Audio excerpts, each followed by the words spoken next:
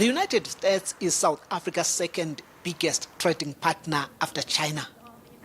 Since 2000, auto sales to the US have risen sixfold, partly thanks to a tariff-free scheme known as the African Growth Opportunity Act, or AGOA. This has created thousands of jobs over the years that are now at risk. If you think of the direct jobs, total AGOA, it's about 86,000 people are employed through AGOA and about 125,000 people in the value chain. So it is big. But if you look at the auto industry, as I mentioned, the third biggest, so it's going to have a huge knock-on effect on the country if we were not able to renew AGOA, because it makes our vehicles more affordable to the consumers in the United States. About 6% of South Africa's agricultural exports were sent to the American market last year. Nearly 80% of citrus produced by farmers in the Western Cape province is exported to the US. And there are fears that the local wine industry could also be battered since it's the country's fourth largest. There might even be guys that have to stop farming because not all of us farm with cash. You have to borrow money to make money. So we borrow money from the bank, and if you can't pay back the bank at the end of the day, they're going to take your farm away from you, or you're going to have to stop farming. The government is putting more effort in opening new markets. It's also negotiating to increase sales to countries where South African companies are already doing business. We need to be looking at other markets.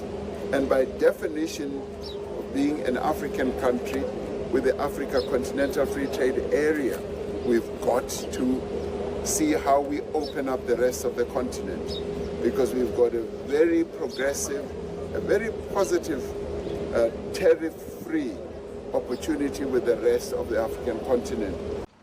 South Africa exported goods worth $14.6 billion to the US last year, but this figure could soon fall catastrophically. South Africa's unemployment rate already stands at nearly 33%. The Reserve Bank now estimates that more than 100,000 jobs could be lost to the US tariffs, which analysts fear may triple once those in the value chain get affected. But with the reports that President Ramaphosa's special envoy, Mcebisi Jonasi, has been denied entry into America, the search for new markets has become even more urgent. Thuso Khumalo, TRT World, Johannesburg, South Africa.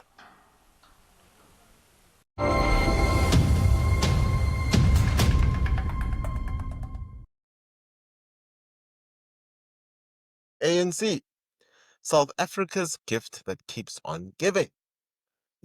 Us global humiliation giving us all the bloody problems that we face in this country. Have gone from giving us kill the boer to economic collapse and tariffs higher than Julius Malema's matric pass. Giving us tariffs higher than Julius Malema's blood pressure at a farm auction. Tariffs taking effect today. The auto sector accounts for 5.3% of GDP and is the fifth largest export sector in the country, accounting for 18% of the country's total exports. Last year alone, the sector exported 35 billion rands worth of cars to the United States market. The agricultural sector stands to be at an immediate disadvantage as some of its competitors like Peru and Chile are subject to a lower tariff of 10%. According to agricultural economist Wandile Sihlobo, the most exposed agricultural industries include ostrich products, table grapes, citrus, nuts and wines. This tariff comes into effect after these sectors. Welcome to 10 Minutes with Kuhle, the only show where we light a match under socialist nonsense and watch it burn. Duty-free unless you're exporting from South Africa. So President Donald Trump, also known as the guy who actually does stuff, just slammed a 30% tariff on South Africa's exports. That's right, 30%. Not 5, not 10, not, but 30, That's higher than Eskom's next price hike. If you just don't understand. Why? Because, shocker, the US is tired of Pretoria's incompetence, race-based policies, racist agenda, and anti-West tantrums and supporting Palestine. Countries want to protect their local industry in relation to imports of that same good into their country. In other words, they want to try and make their own homemade goods as cheap as possible relative to potential imports, so that people will buy the local goods, and so that will generate employment within the country itself. And this is the crux of what President Donald Trump has indicated he wants to achieve in order to supposedly make America great again. This mechanism will likely have the effect of reducing US demand for certain goods over the long term, while at the same time enabling the US government to make a mint from the tariff charges, which ties in with the administration's push to reduce taxes in its domestic economy, while Trump is also pushing for foreign companies to invest in America instead of their own economies. President Trump has professed that he is desperate to try and resuscitate American manufacturing industry, and that has been gradually eroded by cheap import, whose impact has been gradually eroded by cheap imports, especially from China over the last few decades. And he's doing that by imposing a surcharge on goods that are imported into the United States. Meanwhile, through the auspices of the Department of Trade and Industry, the government has been trying to engage with US officials to work on getting a better trade deal than the 30% import duty imposed. And, well, Trump, he's not taking it. He's not here to play Ubuntu, my brothers and sisters. He is here to protect American jobs, while Ramaphosa can't even protect South Africa from load shedding or from Lesotho juveniles preparing for a little war in South Africa. Check out that video that I did. Now, and just so we're clear, South Africa got the worst deal in all of Africa. Zimbabwe got 15%. We doubled Zimbabwe, and there's a possibility of an extra 10%. Just understand it. Zimbabwe got 15%. And then our people inside South Africa, otherwise known as Lesotho or the Basotho, the ones that are also preparing to have a military takeover of South Africa, got 15%, Tunisia 25%, Kenya and Ethiopia a tiny 10%, but us, the economic powerhouse of potholes, cater deployment, and B fraud, kill the poor, one bullet, one settler rubbish, got 30%.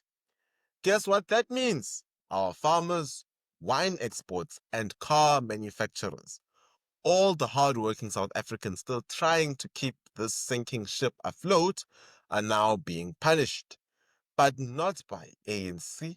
No, by the ANC, who spent decades begging for respect while disrespecting property rights, the Constitution, the private sector, and white South Africans. The ANC need to understand the title of South Africa being the land of Mandela has long passed. The world no longer sees us as that. The world sees us for the crooks that we are. Ramaphosa tried to negotiate. Apparently, he even offered to buy US gas and invest billions into American industries, but Trump ghosted him harder than the South African government ghosted white squatter caps. In return, nothing, not a zilch, except tariffs. Because here's a lesson.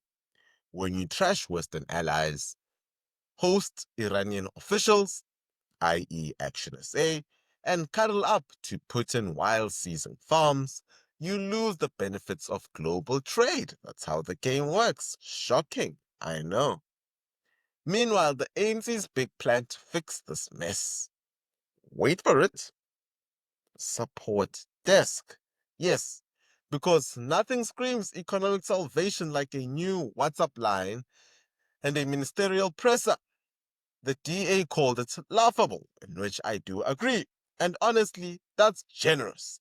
But I'd go with comical tragedy. Let's be blunt. 100,000 jobs are on the line. Farmers, automakers, engineers, steel makers, winemakers, they're being punished for ANC's ideology. Not for crime, not for corruption, not for failure, just for existing under a government that thinks nationalizing everything will magically fix potholes, fix decades of malpractice. Now, and what does Trump say? I've heard a lot of problems with South Africa. You and everyone else, Donald, I'll be honest with you, but only you had the guts to do something about it. No G20 summit, no photo ops, no fake diplomacy, just pure capitalist retaliation. And we love it. This is what happens when the ANC turns trade into a political landmine. The rest of the world starts walking around us and eventually walking over us. So here we are, global outcast, economic punching bag, and proudly flying the flag of incompetence. If only ANC hated tariffs as much as they hate merit, maybe we'd be fine. But hey, keep voting for the same kleptocrats and expecting different results. That's the definition of insanity. Or maybe just the ANC's manifesto. This has been 10 Minutes with Kuhle. Please don't forget to sign up for membership. It's as cheap as 20 Rand. It helps in keeping our channel afloat, as well as you can buy me a coffee by sending me a super chat in the comments below. Don't forget to like, share, and subscribe before YouTube slaps me with a 30% tax for speaking the truth. Till next time, this has been 10 Minutes with Kuhle. Shabbat Shalom.